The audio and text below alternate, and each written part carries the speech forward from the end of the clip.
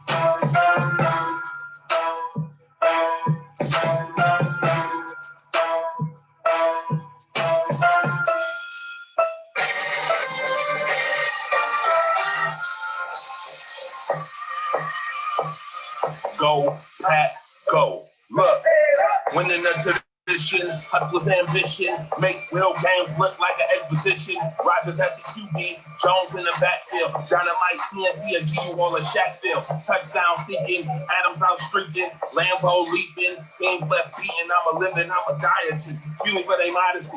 My mob beefing, we ain't looking for no privacy.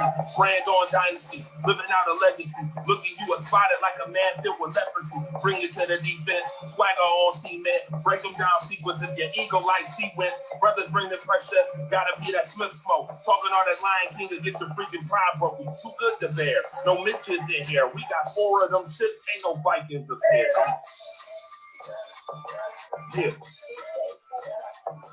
Go, Pack, go. Yeah.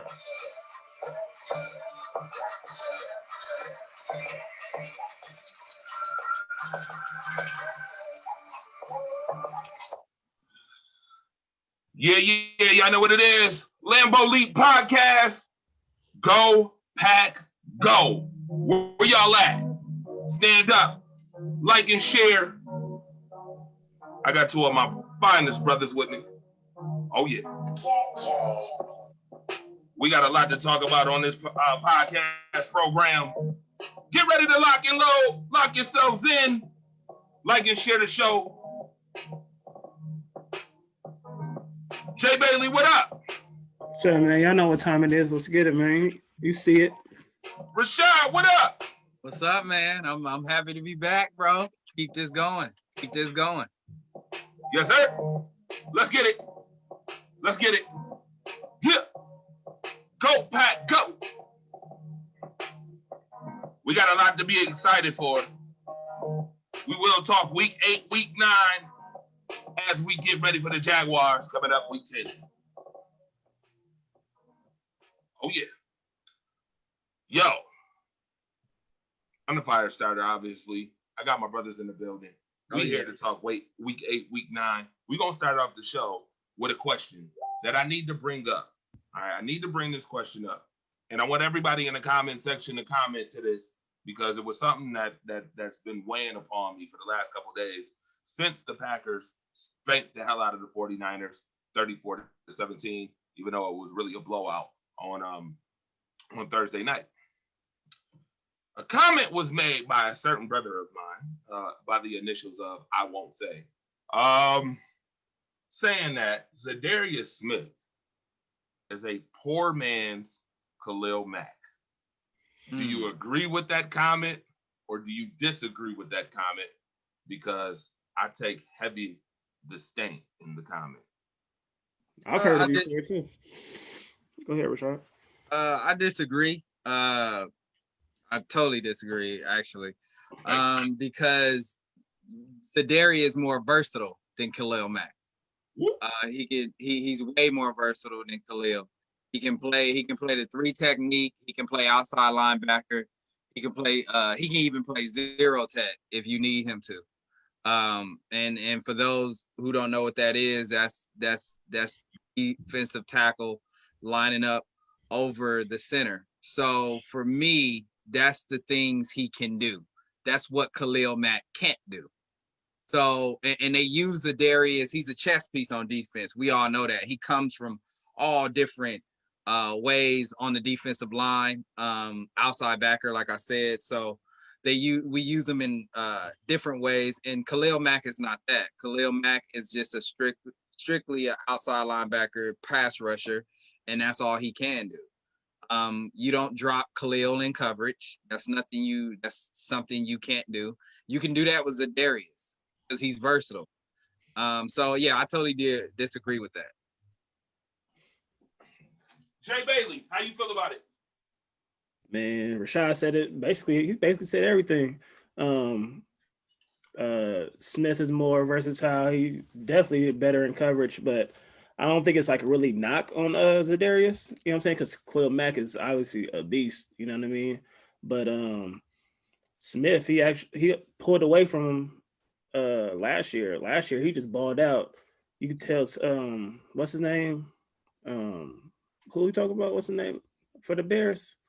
Khalil Mack. Khalil Mack. You know what I'm saying? Last year he struggled. You know what I'm saying? Without Hicks. Hicks was, he needed Hicks to get that going. This year he got Hicks and he's back killing. You know what I mean? Zadarius, even people was like, oh, it's the Smith brothers. Zadarius is killing without Preston Smith doing what he was doing last year. So Zadarius doing what he doing. That's just what he do. You know what I mean? He don't really need nobody else on the other side or in the middle to get off. It seemed like if Akeem Hicks is not there, Khalil Mack is definitely not doing what he's doing this year. I agree. Without a healthy Hicks. So this is why I took this thing, and I like both of you guys' answers, synopsis, and I'm glad that we all agree. We all see eye to eye on this. Here's my issue. Zadarius has outperformed him 2 seasons in a row. Right. Last season, he had 4 more sacks, 3 to 4 more sacks than Khalil. Mm-hmm. And he had over 17 more quarterback hits than Khalil. And he plays with less talent on defense. Mm-hmm. How can you call something great value who has already passed you in value? That would be like me saying great value chips are better than Lay's chips, even though, I've been outperforming Lay's chips for the last couple of years. Right. You still want to give me great value? Really? Right. Just doesn't make sense to me. Ricky Mason in the comments said, bruh, Matt can play anywhere just as much as Z. And he laughed at saying that we saying that he can't drop back in coverage. We're not saying that Khalil is a bum. Khalil is a beast. You know what I'm he's saying? A beast, but he's a liability in coverage stuff. Yeah, Zadarius pulled away. Like, nobody really knew about Zadarius. He balled out in Baltimore. You know what I'm saying? He was a beast in Baltimore, but he came and elevated his game in Green Bay and pulled away from elevated his game more than Khalil Mack. Yeah, I totally disagree with folks. He is way more versatile than Khalil Mack. Right. As Rashad stated, he can play multiple pieces on the defense. Number one. Number two, secondly, this is how I feel about Zadarius. I feel like Zadarius has made his own name. It's almost like when you want to get married, you have to be already marriage material to become that married person. Right. I feel like Zadarius has already been this material for the last 2 seasons with less on defense to become who he is now. So to say that he's a great value of anybody, to me, is a disrespect. Right, because we haven't had Kenny Clark. You know what I'm saying? Preston hasn't been the same. You know what I mean? They experimented with Preston, and I think in coverage, you know what I'm saying? Yeah. So Zadarius has been mainly a pass rusher. You know what I'm saying? He already do his thing in coverage, but I mean, I don't think he's under Khalil Mack's shadow anymore. You know what I mean? Because Khalil Mack is probably neck and neck at the pass rushing, but like we said, versatility wise, it's Zadarius all day. Yeah. I agree. My second question is on Zadarius too. So a certain somebody, there's been talks about a certain somebody should come back to Green Bay by the name of Clay Matthews. Who do you feel playing in Green Bay is the bigger weapon on defense? Zadarius or Clay? Comparing the when Clay was here, Yes, Clay's impact to Zadarius's impact.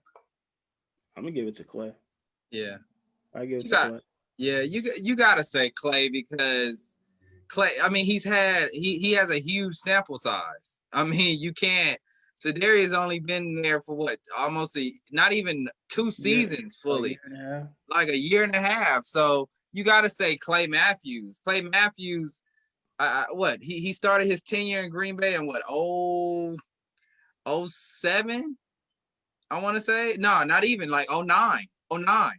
Yeah, he started his tenure in Green Bay in 2009. So you can't and that was from 2009 to what, 2018. So that's a huge sample size. So that's you got to say Clay Matthews right now for sure, Clay. For sure, because remember when we moved AJ Hawk out, he played middle linebacker for a minute. Exactly. Like, he stepped up and made our defense that much better. Much you know better. What I mean? Mm-hmm. So I'm not saying Zadarius can't do it, but we seen Clay do it. You know what I mean? Right. Later on in his career, step into another Right. role at that time in his career, still ball out and be effective. Yeah. I totally agree with you guys on your opinions and what you're saying. You bring good points, but I'm about to fire start. I think I disagree. I ain't mad at it. You want to know why I disagree? It's for the same reason that we just had the conversation as Khalil Mack. More versatile. When I watch Clay Matthews, and let's be clear, Go Pack, Go Nation, what's good? Make sure you like and share this. All right. I watched Clay Matthews trail a lot of run plays. True. One thing that Zadarius Smith does is he can definitely step up and stop the run. You can play him in that zero technique. You can play him. You can play him as a blitzer. You can play him in pass coverage. And I think that's some things that he does better than Clay Matthews that I watched. And I get it. He's only been here about 2 seasons, and the sample size is like this much to this much. But I will say that I think Clay Matthews played with a couple more weapons on that defense than Zadarius has. I think the second he did, but Clay was the best. Was pretty decent. I mean, we got second year, third year players at the cornerback positions right now. Jair Alexander, I just heard somebody say is the best corner in football right now. I just heard that recently. I will say that Zadarius is the engine that makes that defense go. And I think just because he's more versatile than Clay, I have to say that he's a bigger weapon than Clay, just off of what he does and what he can do. I watched Clay Matthews. Was Clay Matthews the biggest run stuffer? No. Was he the biggest pass guy? Pass coverage guy? Pass coverage, no. But rushing the quarterback? But rushing that quarterback, I mean, he could do that phenomenally. But he wasn't a liability at all in pass coverage either. No, he wasn't whatsoever. He was never a liability at all. Zadarius isn't either. But I mean, I just give Clay that nod because of what I'm saying. Because of the longevity.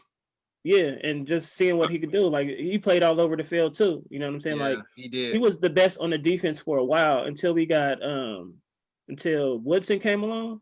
Mm-hmm. You know what I mean? Clay was sideline to sideline. Like, yeah, exactly. When he switched to middle linebacker, that transition for him to, because people forget when he switched to middle linebacker, he made it to the Pro Bowl in his first year switching to middle linebacker. He did. I remember that. Which was nuts, man. Like, he could, because he was such a chess piece.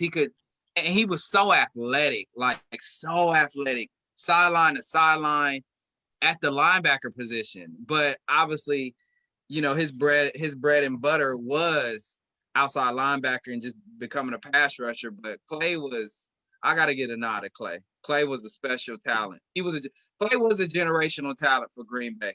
I do believe that. All right. Dope. I just wanted to ask those two questions to begin the show. Let's talk about week 8 and what happened with Minnesota. Man, what happened was the so defense. long ago, man. Right. What happened was the defense didn't show up to play. They took him lightly. We made Dalvin Cook look like Barry Sanders, which he is elite. He is a legit top 5 back in this league, but we made him look better than what he truly is, and that's not to take anything away from him. We didn't play gap assignment football. We weren't disciplined. We didn't have any fire. They were coasting through this game because I truthfully believe they were looking ahead, and they didn't take the Minnesota Vikings lightly. You won at 5. So they looked at that game like, Minnesota, we put up over 40 some points on them the first game. We can coast, but no, you never can coast in the NFL. And once you do that, you will be humbled real quick. And that's what the Packers got. They got humbled, and they just have to take that sample, take that game and use that for the rest of the season, to not take anyone lightly and give your best effort each and every game.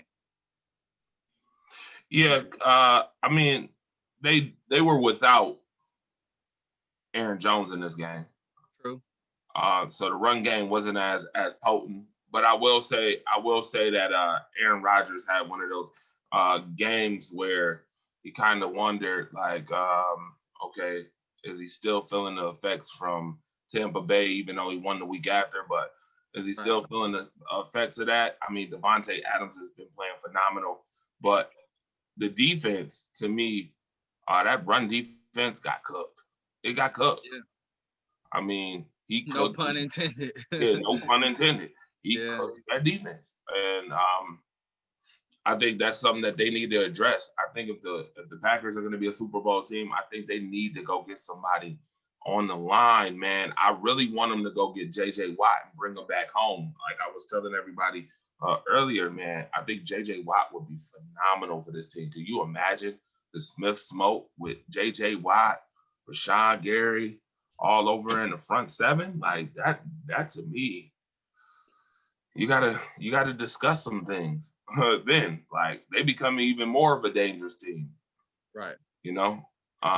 Cook was it though. I mean, you could just look, 30 carries, 160 some yards. He accounted for 200 yards in this game. You just can't let one player beat you, and you can't sleep on a divisional opponent because they play you twice a year. Right. You can't. Right. And it was bad tackling too. It was horrible tackling in that game as well. It reminded me of the Saints game when we couldn't tackle Kamara.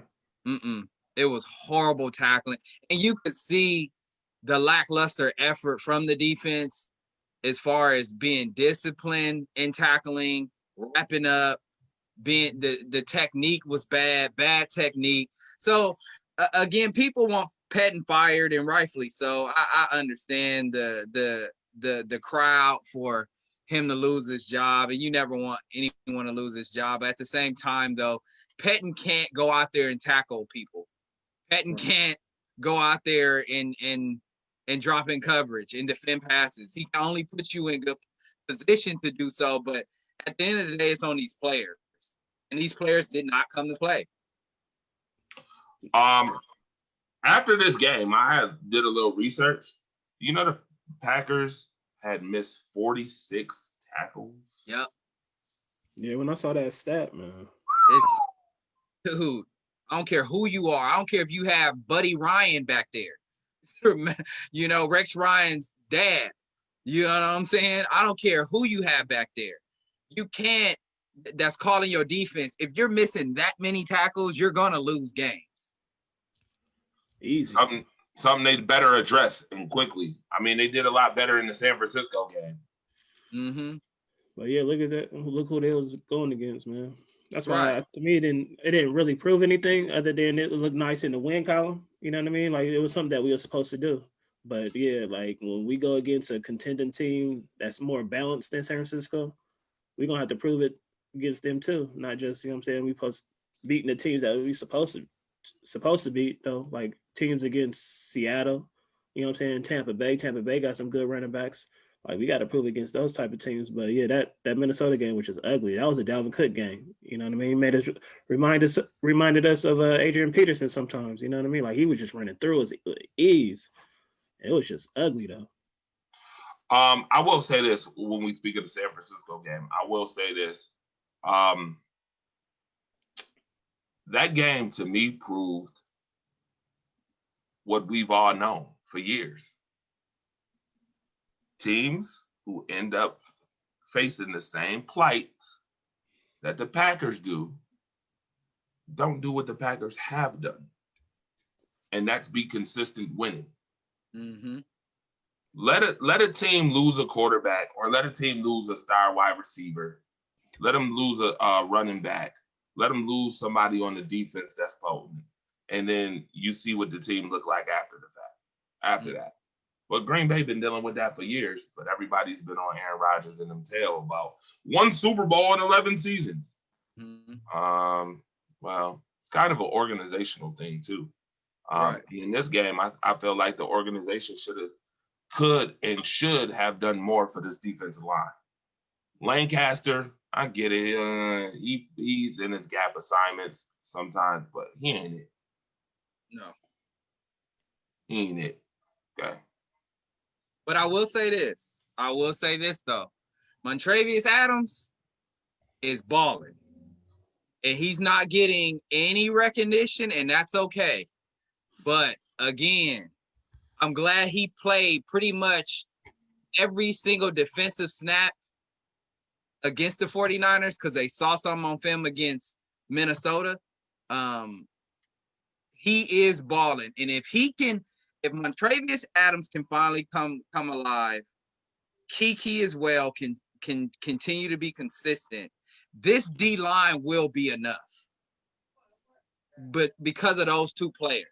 You can't it's not all on Kenny Clark. Kenny Clark is facing double teams every single play because he's a top 5 D tackle in this league. He's facing double teams 24/7. But if Montravius Adams can continue on the streak he's playing on and finally develop and finally hit as well as Kiki, I think we're gonna be in good shape going forward. Yeah, I think Kiki and Adams could take Lancaster's spot. Lancaster and Lowry really haven't been doing anything to me, man. Right. Since the end of last year, they really haven't been doing nothing. To me, that was part of the problem. You know what I'm saying? They could be rotational players, like I've been saying, but as far as starters, they need to start Kiki or Adams, at least one of them. You know what I'm saying? I agree. Put Lancaster or Lowry on the bench and let them come in, rotate them in the game. I agree. Because I finally saw Adams step up. Like you've been preaching, but I was watching last game. He came alive. Mm-hmm. All right. Moving on. We got more we want to talk about as far as the Vikings game, or I mean, we let we good. We good on that. We let a one-win team kind of do what they wanted to do, and yeah, that didn't look too good. Wasn't too thrilled about that. Let's talk about the San Francisco game. Frisco. Well, Frisco, I mean, we handle business. I mean, all that told me was, okay, we're resilient. We're not going to let one loss or embarrassing loss turn into 2 embarrassing losses. So you got to get his coaching staff credit. You got to get the players credit to come out there. I don't care if they're riddled with injuries, who's out there. You got to play who's on your schedule. Exactly. You got to play who's out there. And they took care of business. And that's a testament to the coaching staff of not letting one embarrassing loss turn into 2 and just have a trickle down effect. And then it's pretty much burn everything down in Green Bay right now. You know, if that was to happen, if that were to happen last Thursday night. So I'm happy that this coaching staff and these players came to play, and you saw what they can do. But moving forward, you just got to keep stacking wins. You got to keep stacking wins, and that's all I care about right now. Is just continue to stack wins. Exactly. Yeah, we won. We did what we had to do, and because there would have been no excuse to lose, man. None. You couldn't have really None. been a starter on their team. You know what I'm saying? Like it would have been all bad if we would have lost. You know what I'm saying? Thankfully we didn't, and we won convincingly. So I was just super happy that we won convincingly. We finally got that monkey off our back, even though they didn't have anybody, Joe, just to beat the Niners. You know what I'm saying? Just to be like, all Is right, a big thing. exactly. So now we still can't take nobody lightly. You know what I mean? Like we just did what we need to do. It's nothing to get really. I mean, I'm happy about it, but it's nothing to pound your chest about. You know what I mean? Like you said, you only can play whoever is in front of you, and we did that, and we did. You know what I'm saying? Rodgers wasn't gonna let that happen, as you see. You know what I'm saying? He balled out. Run game. Aaron Jones, he came back. He looked like he was hitting though too. You know what I'm saying? Like Oh, he, big he time. wasn't dodging no hits. He was putting his head down and going through. So you know what I'm saying? In VS, he made them halftime adjustments, put that stickum on his hands, caught them Right. balls. You know what I'm saying? And like you said, he said in the huddle, call that play. So I'm happy to see that he getting confident. You know what I mean? But then he wrote after the game or tweeted after the game, talking about keep that same energy. Now you keep that same energy, man. You better catch them balls, man. That's all we want. That's what you get Yeah, paid for. please keep that same energy. Yeah, he talking about Right. us. Keep the same energy. You keep that same energy, man. Right. But I came to grips with this is who MVS is. He has incredible highs when he has his highs, and he has incredible lows when he has his lows. And that's just who he is. And I think that's why bringing back Lazard finally, hopefully this week, if he does play this week, bringing back Lazard will pay dividends for MVS because MVS knows he doesn't have to be the 2 or 1 guy. He can just be the 3 guy, play his role, and be effective that way. He doesn't have a lot of pressure on him. Yeah, exactly. Take that pressure off of him. Right, being the third option. So I think that's who he is, and you just got to live with the good and take the bad with the bad. But you would like for him to be consistent, but at this point, you guys, this is who he is, and you. I'm gonna tell you this. I'm on more of what Jay Bailey said as far as you keep that same energy, because that energy could be Super Bowl or bounced out of the playoffs. You're right. You're right. Balls in the playoffs, right? As such, you may be bounced out of a playoff game because that may turn the momentum around in the game. Right, man. Catch that ball. I personally think that he need the confidence. He need that confidence boost. I think MVS can be good if he actually played to his full potential. With Lazard coming back, they would be dope. I mean, he's a deep threat. He is a deep threat. He can go down the field. I need you to catch the football. Did EQ get any shine? I don't remember seeing EQ. No, but EQ is still trying to get his legs under him too. That's another guy he's been out of football for almost a year. So like he's still trying to get his legs under him. I still believe in EQ. EQ? So, yeah, I'm not knocking do that at all. I just talk about Brown. I didn't see him in the game. Yeah. That'd be somebody nice to get on the show.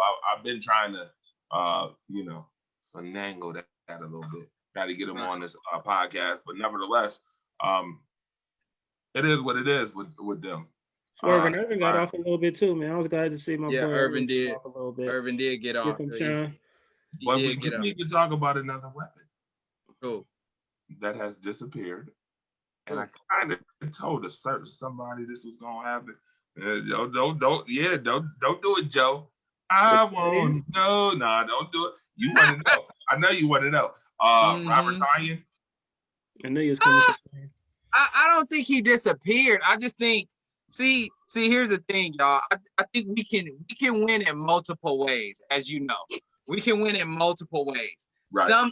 And it just depends on who we're playing. Sometimes it might just be a tight end game because you got certain seams open in the middle of the field, and the game plan changes based on opponents, which I love. That's why I give all credit to Matt LaFleur and his coaching staff, because they make their adjustments. And I don't think because Tanya had a catch, but at the end of the day, I mean, you don't have to really throw to Tanya because Devontae is getting off. We didn't force it. Yeah, you didn't have to force it to him because Devontae is getting off, MVS is getting off, this running game, our running game was legit.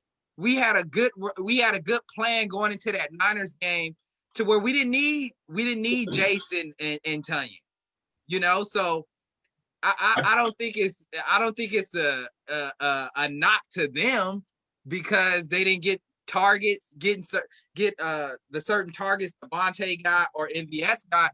It was just part of the game plan against the 49ers that game.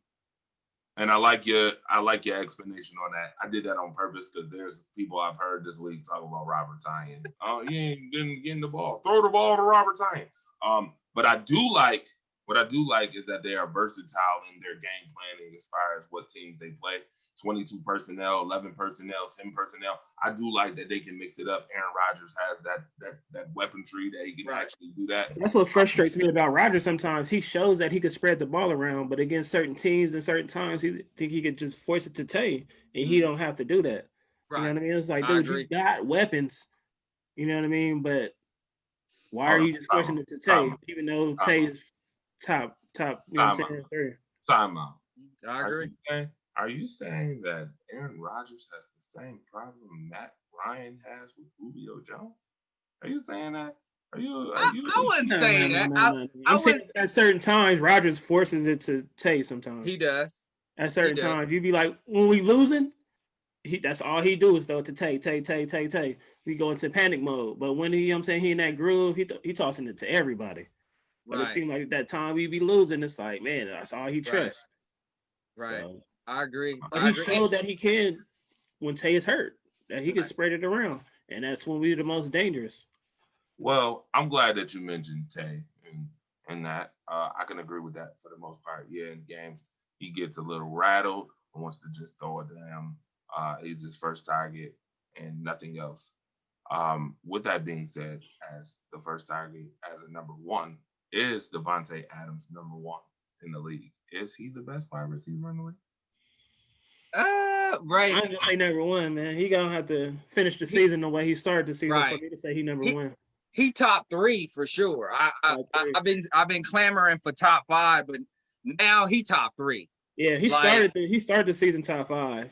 Right now he's top three. He's top three, and in some cases he might be two.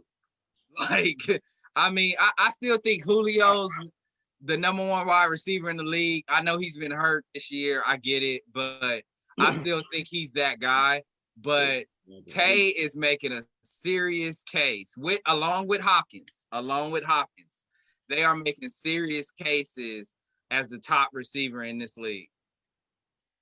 Yeah, I won't be mad at anybody that say Devontae's number one. You know what I mean? Right. But if you ask me, it's the same with Rashad. It's Julio up there, and it is D-Hop. You know what I'm saying? Because he's proven it with bum quarterbacks. D-Hop been getting off with whoever. You know what I'm saying? Julio gets off with Matt Ryan. You know what I mean? I'm not saying that Aaron Rodgers makes Devontae because he doesn't. No. You know what I'm saying? Not close.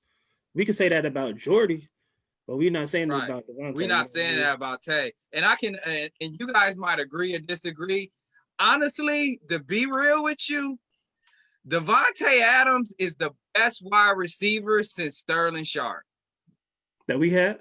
Okay. That's facts, bro. He's the best. He's not my favorite, but he's the best. Yeah. Rashawn, do you be in my head, man? Because that is a thought that I had. I was gonna ask that question to everybody in the Nation. People say that Jordy is better though. I'm like, how? They'll say the Jordy and Rodgers connection is better than the Devontae and Rodgers connection. I would say, Josh, I would say their connection is better because that was a special connection. But as far as receiver, as an entire receiver, intangibles, his athleticism, his catches, his routes, Devontae Adams is the best wide receiver since Sterling Sharp. And if Sterling Sharp wouldn't have had that injury to his neck, which destroyed his career, which ended his career actually, Sterling Sharp would have been a Hall of Famer. I still think he should be in the Hall of Fame. He still should make it. Right. I still think he should. With the I think he played 7 or 8 years. With the 7 or 8 years he put up, no, I don't think that was a special time for Sterling. That was a special time for wide receivers in the NFL in the early 90s. But yeah, Devontae Adams is the best wide receiver we've had since Sterling. And if he keep on this pace, y'all, he might. If he keep on this pace, he's going to be better than Sterling. Oh yeah, because the longevity, off top. I could 110% agree with that. I think Devontae Adams is the best wide receiver since Sterling. Jordy is probably third. Devontae Adams is a little more dynamic. I also will say this. I disagree with y'all. Huh? You said what? Devontae number one? Here I go again. I ain't mad at it. I disagree with the Julio situation. Okay. I know I'm about to get a lot of flack. I'm about to get a lot a flack. I mean, this year you can say because he's been hurt, but a healthy Julio, man. Healthy. Wait a minute, time out. Healthy Julio. Healthy Julio. Devontae Adams missed 4 games last year and missed 1 this year too, right? Yeah, but I'm saying just right. Okay. I'm saying, hold on. Okay, so let me ask this question: who put up touchdowns? Oh, Devontae all day. Yeah, Devontae. Okay. Yeah, Devontae Julio never sees the end zone for some reason. That's one reason right there. I'm giving Devontae Adams the John.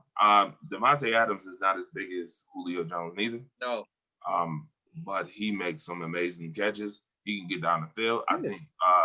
I think Devontae Adams is one of the best off the ball, off the line of scrimmage receivers. Yeah, you can move him around a lot more than Julio. He is the best. You do not press. If you're a cornerback, you do not press Devontae. It is a wrap if you do that. You know what I'm saying, did to Sherman. He's the best route runner in the league, hands down. Nobody comes close. The closest person you can argue is Keenan Allen, as far as route running goes. Yeah, Keenan is special in that category. In the prime Fitzgerald. Right, and fits. But right now, Devontae is the best route runner by far in the league. Nobody comes close. Yeah, I can agree with that 110%. I'm down with that. I think Devontae will be eventually number one if he keeps it up. I think D-Hop is gonna be the top 2. Yeah, I think D-Hop is still number 1. I think Devontae is number 2. Right. Julio, you can put him 3, 4, whatever the case may be. And shout out to the Flying High podcast because we're talking about Julio Jones. But I was glad to see Devontae get off again like that. He been killing.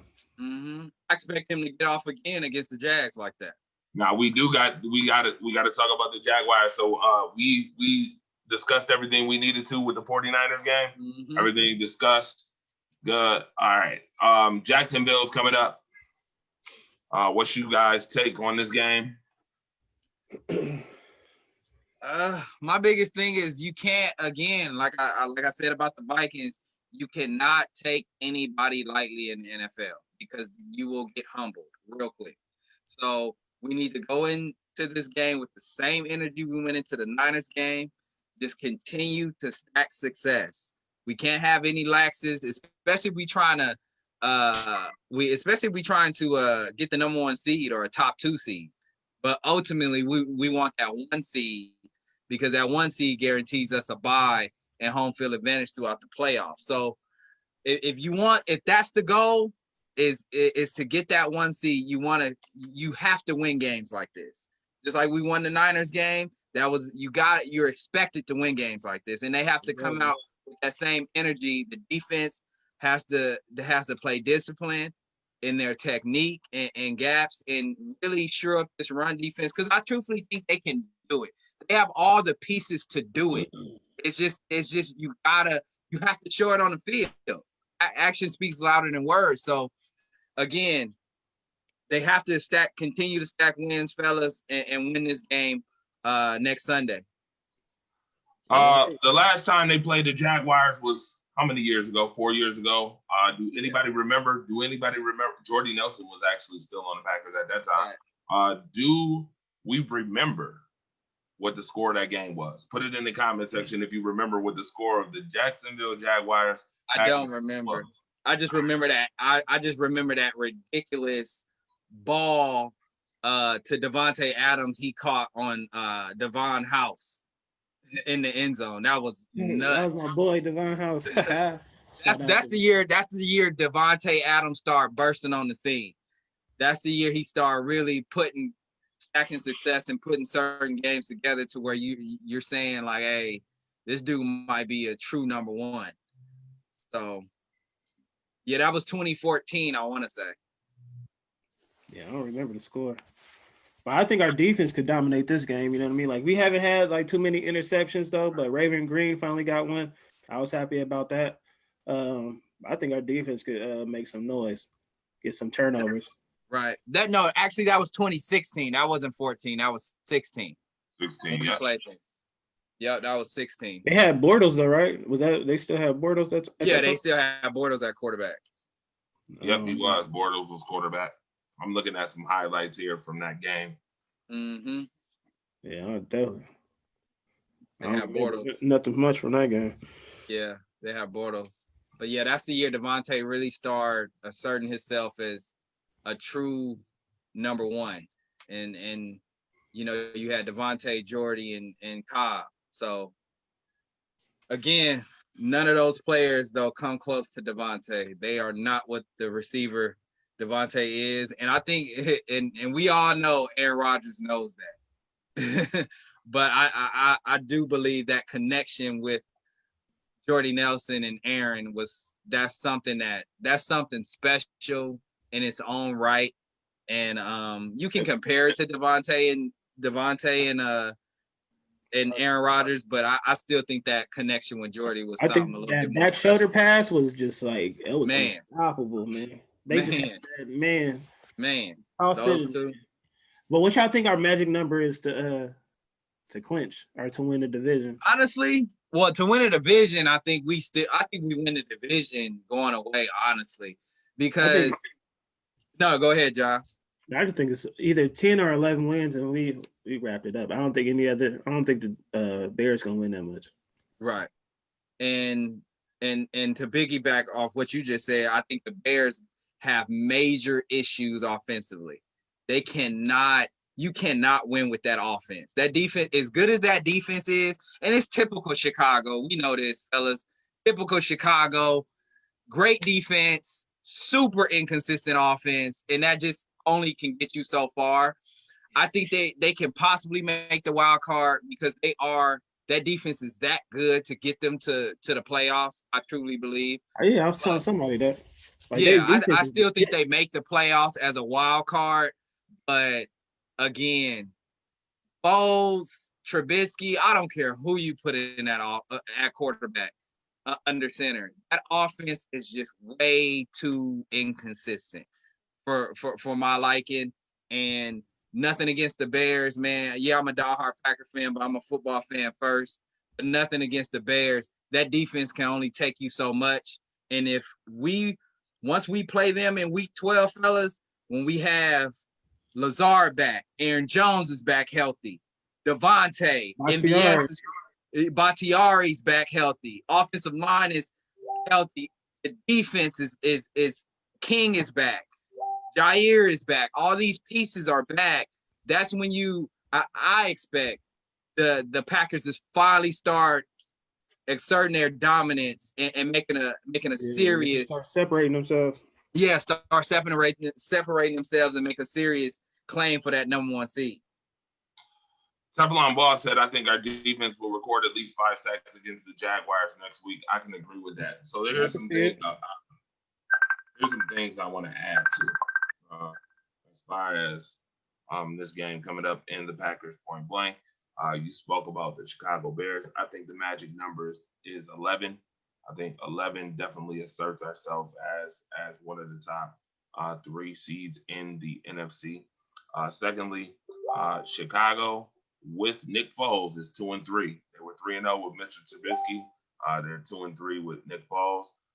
If they keep switching back and forth, I think they're going to have some issues with continuity anyway. And then on top of that, their offense, they do got some struggles with their offense. Mm-hmm. And for that reason, you guys say that defensively, you think they will make the playoffs. I'm going to say offensively, they will not. And here's why. I'm with it. Green Bay, Tampa Bay. For some god awful reason, the NFC East has to have a team in the playoffs, even though Right. they're Which would be the Eagles. I think which the will Eagles. probably be the Eagles or the Washington football team. Yeah. Right. And then you have to add Seattle. So that's 4 right there. And I gotta give you 3 extras. 2 is coming out of the NFC West. Ready? Facts. No, Cards Arizona, the Rams. And the Rams. Oh, but hold on. That's 7. That's 6. That's 6 right there that I just named. Yeah. Well, you think that they getting to the playoffs past the Saints? No. That part. Yeah, that part. They're not. That's 7. They're not. The Bears ain't making the playoffs. Right. That's just those are my 7 locks. The Saints, Buccaneers, the 3 from the West, 1 NFC East, and 1 NFC North. There will be no Bears this year. That's what I think. And here's why. The Rams already beat the Bears. So did the Saints. Yeah, if we sweep the Bears, that's the ending for them because they're not winning the division. So it's the Rams and the Cards gonna win more games than them. So they balling. But for some reason, I want to say because the Cards were in my bold prediction before the season started as a team that will literally really mess up other team schedules because they're gonna be ascending. And I had them and the Raiders. Those were my 2 picks as teams to really look out for and ruin other teams' schedules because I think they have something going over there in those 2 organizations. So I get what you're saying about Arizona, and I'm not gonna like double back on my prediction, but I don't know if the Cardinals have enough to continue what they're doing and build on that success this year. That's why I only picked the Bears to get there, but it wouldn't surprise me. It wouldn't surprise me at all, fellas. Yeah, I think Kyler Murray, you know what I'm saying? He's just emerging as one of those top quarterbacks. You know what I'm saying? He's not elite yet because he's still growing. But he's ascending. Yeah, you know what I'm saying? And he got the weapon, so it's like, hey, he only could get better. Well, talking about the Packers, which team would you want to see first? Honestly, I want to see Tampa. I don't think we're gonna see Tampa first because they're probably gonna win it. But hey, I want Tampa. Yeah, I want Tampa too. Any part of the playoffs, we got to prove ourselves to Tampa. So you think the Packers will be the number 1 seed or the number 2 or 3 seed? Which one are we picking? I think it's number 1. I think the Packers can get 12, 13 wins. I agree.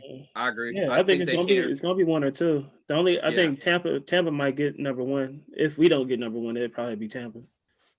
Right. I don't see nobody. I don't know. I'm not so high on, like, everybody's drinking the Kool-Aid with Tampa, and rightfully so. They blew us out, whatever. But I didn't think we came with the energy we needed to in that game, and I don't think Rodgers throws. Right. And I don't think Rodgers throws 2 picks, damn near 2 pick sixes. Nah, that killed the game. Yeah, that killed the game. So after that, it was the wrap. Everybody's riding Tampa, and rightfully so. I mean, I get it, but I'm just not high on Tampa like that. That's why I want us to prove that we could beat them boys. Yeah. I mean, we proved we could beat the Saints. I mean, and Seattle too. Seattle, and we proved we can beat them. But honestly, fellas, like, I want all the smoke. I don't care who we play. I want all the smoke. Right. At the end of the day, you could bring Tampa, you could bring Seattle, you could bring Arizona, Chicago. I don't care who it is. You know what I'm saying? You could bring the all-decade team. I don't give a damn. Get that W, right. I want all the smoke. You know, so the East team first. Right. Ball said that. Man, I take it. Because we play with the Eagles this year. We better take care of them too. Yeah, we play the Eagles. Yeah. So yeah, I want all the smoke. So I don't care who we play. We just gotta continue to stack success, fellas, and win the games we're supposed to win and beat the teams we're supposed to beat. So and prove to people in that narrative saying that We only good because of Aaron Rodgers, man. Rodgers and all of that. We need So to yeah, share that title, man. right, And that we a soft team, like you know what I'm saying. Come right. on. Yeah, the game I'm really circling is for me is the Colts. I can't wait to play them. That's gonna tell me a lot. The Colts and the Titans, Yeah, the but Titans, big time. yeah, but I'm circling the Colts. So yeah, that's the game I'm looking forward to. But hey, one game at a time. We gotta go 1-0 each and every week. I know that's cliche, like Matt LaFleur says, but let's get this win next Sunday, man, and keep building. Teflon Boss said, "No, seriously, I'll take the Sea Chickens first. Leave Tampa Bay for the NFC Championship. Either way, we gonna have to beat them." Right. Either way, we want that smoke. We don't care. We want all of it. All right, there's one last thing we're going to talk about before we end the show, and it is this. I just man. I just seen that before we started. That's unheard of, man. Mm-hmm. That's nuts. It's self-explanatory. Really, just look at it as, hey. Right, but he needs receivers and all of this crap. Dude, kill that narrative, bro. Like, kill that. We got the guys we can win with. We have enough dudes that we can win a Super Bowl. You're gonna keep pushing that because last week I pushed that kill. I still think that if they're gonna have injuries, they still need a receiver down the field. When you playing in playoff games, you got to stretch the field, and I don't think 22 personnel does enough to win. We good. Man. Great, we good. Trust me, we're good. If we can keep Lazard healthy, I'll change that narrative myself. But if he can't stay healthy or Devontae can't stay healthy, go get us a weapon. Please go get us a weapon. We still could have had Chase Claypool. God, nobody thought nobody expected Claypool to be who he is now. Teflon Boss said mind-blowing stats for that Aaron Rodgers. Say that again. Teflon Boss said that was a mind-blowing stat for Aaron Rodgers. It is very mind-blowing. Unbelievable. And folks will still try to shoot on him. Oh, he's only got one Super Bowl ring in 11 years. Well, he's past his prime because the last 2 years, he was putting up 25, 26, and 2. Okay. He's only declining off his standards. You know what I'm saying? Right. Anybody else he's not declining. But if you compare him to his standards, he's declining because he's the only quarterback to do stuff like this. Exactly. So he's declining compared to his standards. Like nobody else can do that. He's the only quarterback to go back to back, which is the reason why I had that back to back music on. He's the only quarterback to go back to back 4,000-yard seasons with 25 touchdowns and less than 5 interceptions. Who does that? The only quarterback. Like who? The only one. So again, man, let's just keep stacking these wins, bro. I believe in this team. They frustrate me at times, but I truly believe in this team, and I think we're gonna do some special things going forward this year. So we just gotta, like I said, fellas, we just gotta continue to stack success, continue to win games, and hopefully we can get to 13-3, 14-2. But I think 13-3 is the ladder for sure. If we sweep the rest of the season, man, that'd be crazy. Man, that'd be crazy. And then you know what I'm saying that we gotta sweep the playoffs too. So right, that's a tall task, but I mean, hey, we did it before. Yep, we can do it, man. All right, next Saturday.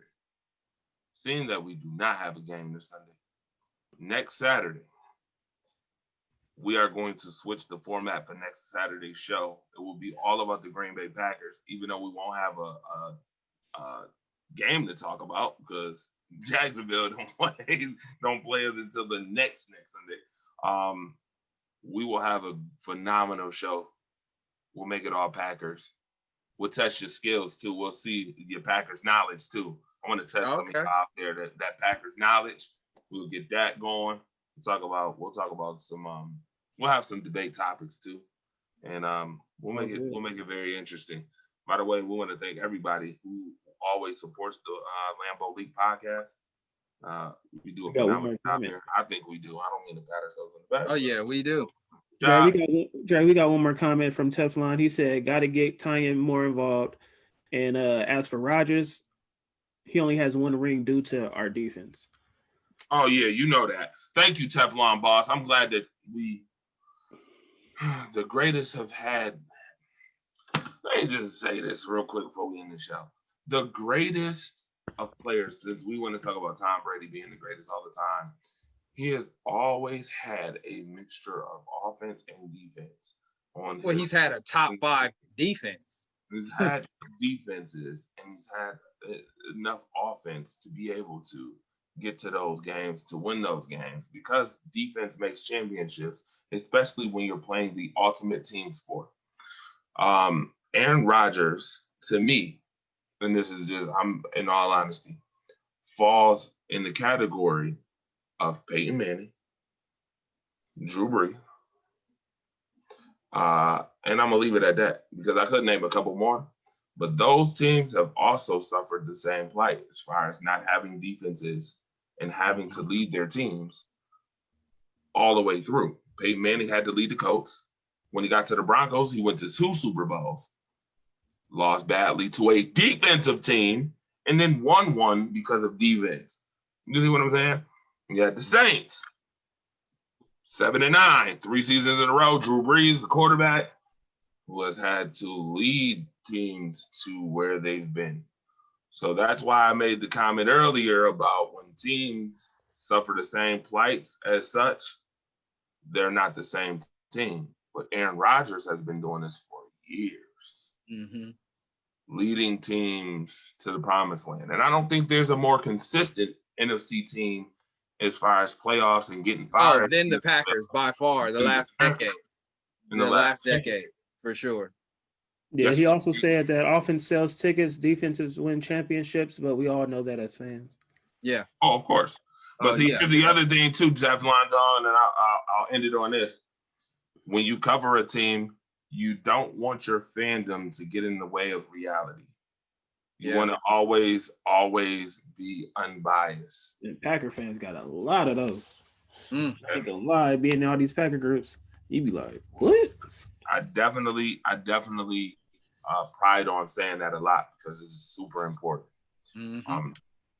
Just be realistic. Be honest. Be real. And if you have a thought, make sure that you come with some PREMISE. Please. Yeah. Because if you don't, then you just sound crazy. But I'm glad that we got the best fan base in all of the world. There's another team, too, that has a great fan base. Tune in tomorrow. You'll see what team I'm talking about. They got the Sea Chickens tomorrow, by the way. Yeah, they do. Buffalo. Yeah, I'm picking the Bills to win that game. Hopefully they do. All right. But hopefully I'm wrong about that one. I'm trying to get that belt. Trying to get that belt. All right. Pick them belt. Well, we got the belt as far as the best Packers podcast.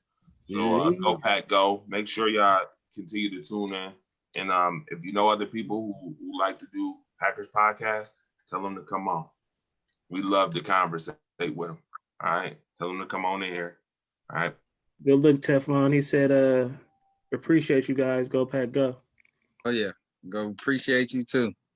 Definitely. Friend us on Facebook. Continue to support. Jay Bailey, Rashad, my man Rashad. And myself, Shotty. Yep, that's Jay. We gotta get some nicknames in here, man. Shotty. Oh yeah. JB. JB, that is not your that's your nickname, JB. Really? Hey, it's one of them, you know what I'm saying? Jay Bailey, JB, Bailey. It's all good. Okay. All right. Well, for JB, Shotty, myself, the Fire Starter, we out. We'll see y'all again. See y'all Saturday.